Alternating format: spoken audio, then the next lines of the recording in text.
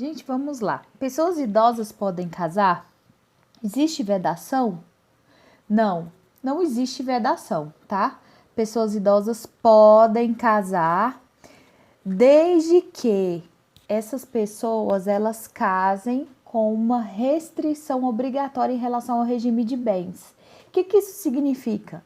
Basta que um dos nubentes tenha mais de 70 anos de idade para que o regime do casamento seja realizado obrigatoriamente pela separação de bens, tá?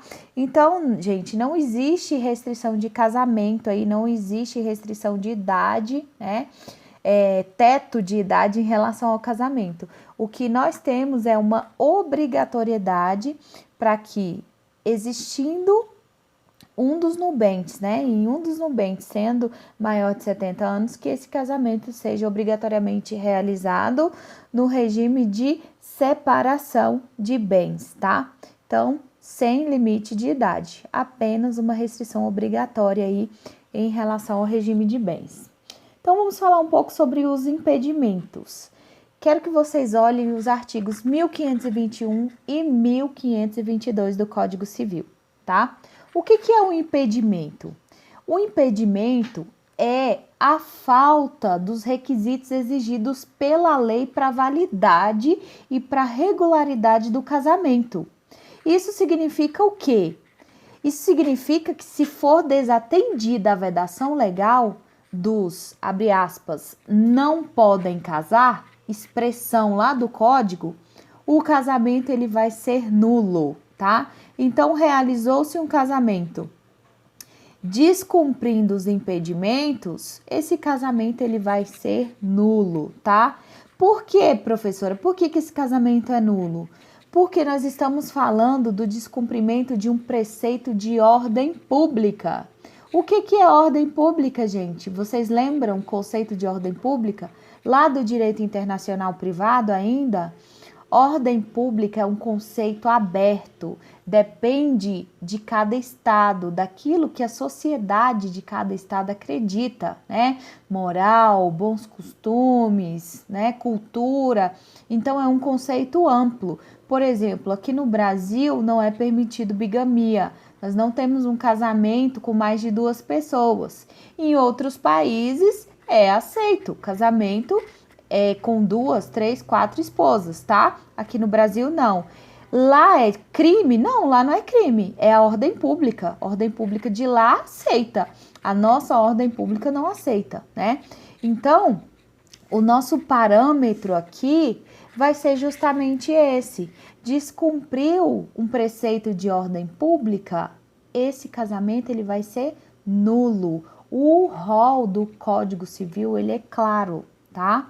Então, o que vai acontecer? Esse descumprimento, ele vai ameaçar diretamente a estrutura da sociedade. Por esse motivo, esse casamento, ele é nulo.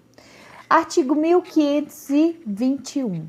Prestem atenção, porque o legislador, ele falhou um pouquinho aí na redação desse artigo. Por quê? O artigo diz o seguinte: não podem casar, tá?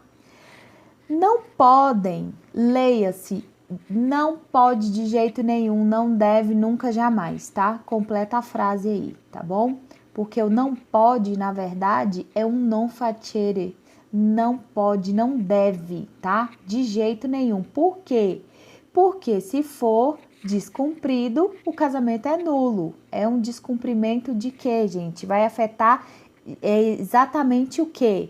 A ordem pública, preceito de ordem pública, tá? Então, lá no 1521, onde tiver escrito não podem casar, vocês vão completar aí a frase de jeito nenhum, ok?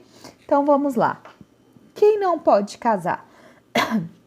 Primeiro, os ascendentes com os descendentes, seja o parentesco natural ou civil. O que eu falei de ordem pública? Será que a sociedade aceita? Será que isso é difícil de entender? Poder casar mãe com filho? Ou pai com filha? Será que isso não fere diretamente preceito de ordem pública? Claro, professora, qualquer pessoa sabe disso.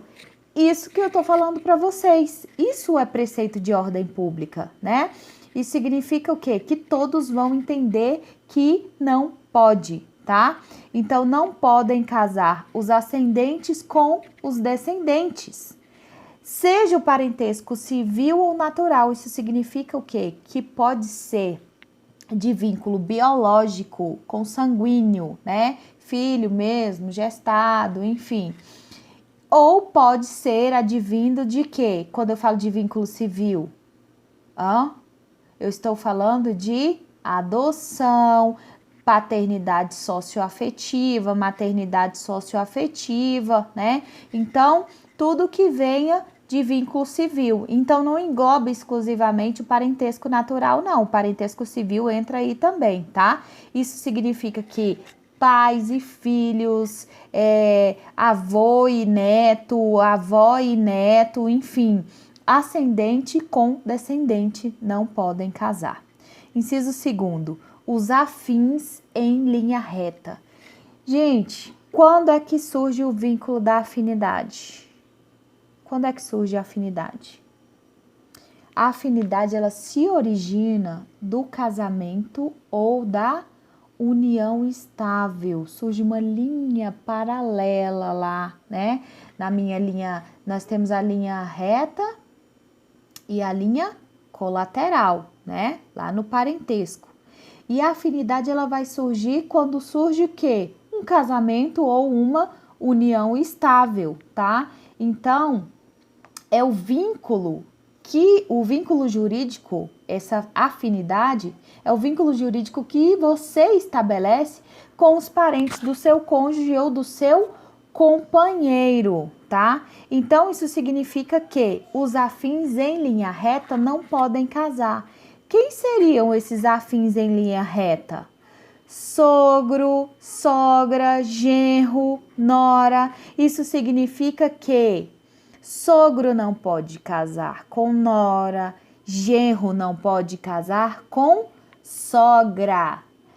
Mas por que não pode? Se divorciou, por que o genro não pode casar com a sogra? Por que não pode? Porque o código traz essa vedação.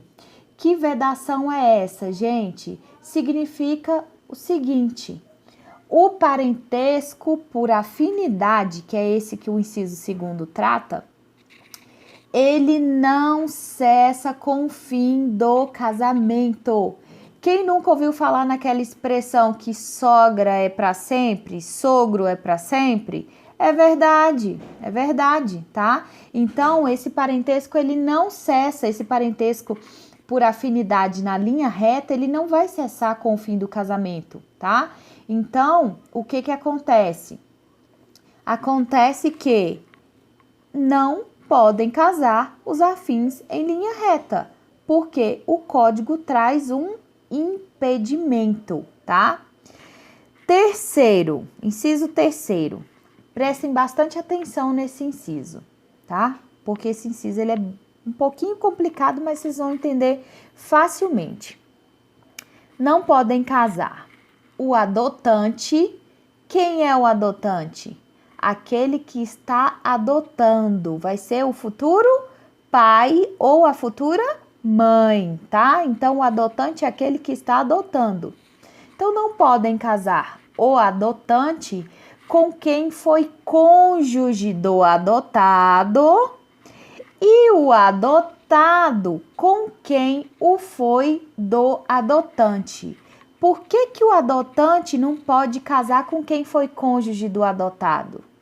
Porque ele seria sogro, certo? Ele é o pai. O pai e o cônjuge do adotado, o adotado é aquele que está sendo adotado, né?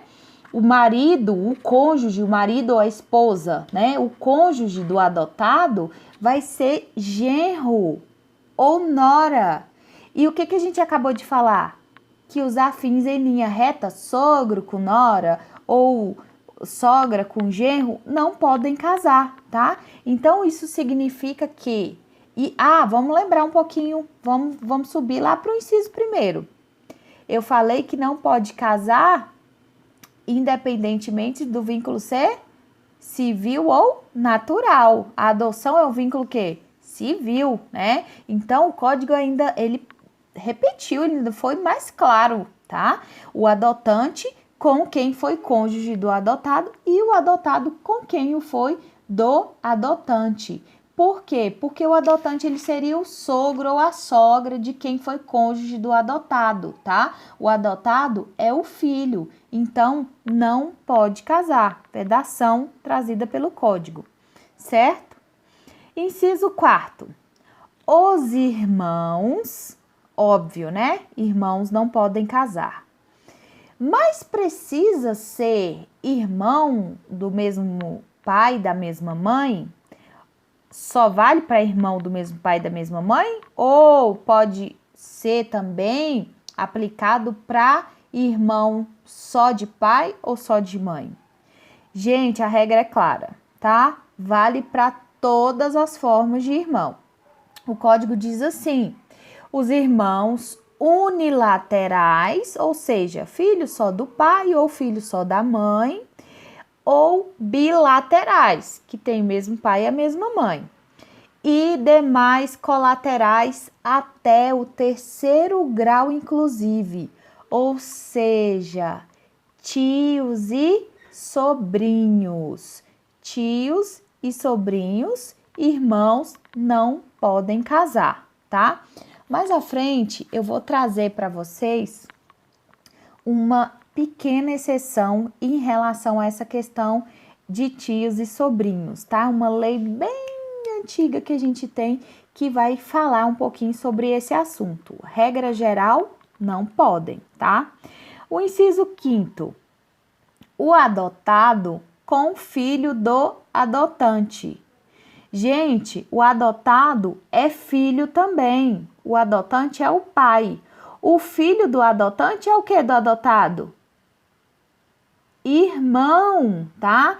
Então, os dois são filhos iguais ao filho natural, biológico, não tem distinção.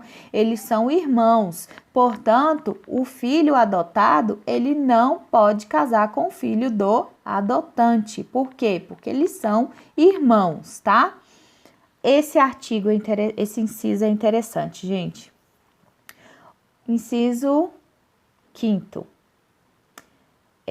Aliás, o 5º nós acabamos de falar. O adotado com o filho do adotante. O inciso 6º. As pessoas casadas. Pessoas casadas não podem casar. Professora, mas isso é tão óbvio. Mas tem gente que pensa que pode, gente. Não pode, tá? Então, nós temos aí essa vedação. As pessoas casadas não podem casar. Por quê? Vamos chamar o direito penal pra gente? Vamos atrair o direito penal aqui pro direito civil? É crime, cuidado, bigamia é crime, tá lá no artigo 235 do Código Penal, as pessoas casadas não podem casar, tem que divorciar para casar de novo, pode casar quantas vezes quiser? Pode, não tem problema, errar é humano, tá? Quantas vezes quiser, basta que divorcie, ok? E o próximo inciso vai dizer o seguinte, um tanto curioso esse inciso. O cônjuge sobrevivente com o condenado. Gente, pega esse código e sublinha isso aí. O condenado, tá? O processo ele tem que ter transitado em julgado, porque senão não vai adiantar. Ele está dizendo que o cônjuge sobrevivente com o condenado por homicídio ou tentativa de homicídio contra seu consorte. Professora, o que é consorte? Consorte é cônjuge, tá? Isso significa que mandei matar meu cônjuge, meu consorte. Posso me casar com aquele que tentou matar ou consumou o homicídio contra o meu cônjuge?